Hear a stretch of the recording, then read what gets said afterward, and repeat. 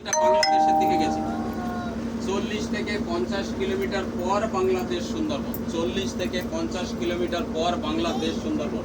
আরও 40 থেকে 45 কিলোমিটার যাব কিন্তু আমরা যে দোবাঙ্কি লাস্ট ডেস্টিনেশন।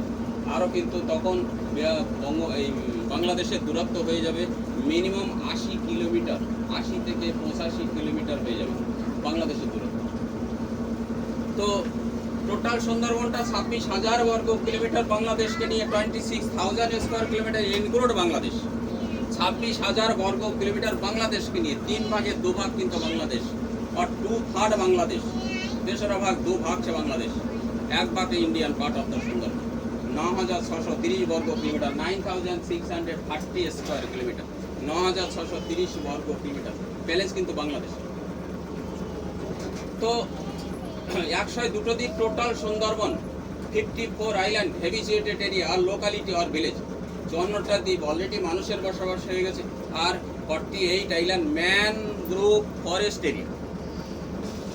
48টা দ্বীপ যেটা জঙ্গল, সেই ম্যানগ্রোভ জঙ্গলটা আপনারা দেখতে এসেছেন 4,264 বর্গ kilometre. This is the largest mangrove forest in the world. পৃথিবীর বৃহত্তম ম্যানগ্রোভের জঙ্গল। This is the largest Gangetic delta in the world. পৃথিবীর বৃহত্তম গ্যাঞ্জেটিক গঙ্গার পলিবাহিত বদ্বীপ। আর এই ম্যানগ্রোভ সুন্দরবনটা আপনারা দেখতে এসেছেন 4,264 বর্গ কিলোমিটার। 4,264 বর্গ কিলোমিটার সব জায়গায় কিন্তু আমাদের টুরিস্টের পারমিশন নয়। যেটা আমাদের বাম সাইডে আছে সজরিখালি ওয়াইল্ড লাইফ স্যাংচুরি জোন, বাংলায় বলি এটা অভয় অরণ্য জোন। এইটুকুনি জায়গায় আমাদের টুরিস্টের পারমিশন। ব্যালেন্স কিন্তু একটা কোর এরিয়া 1330 বর্গ কিলোমিটার কোর এরিয়া 1984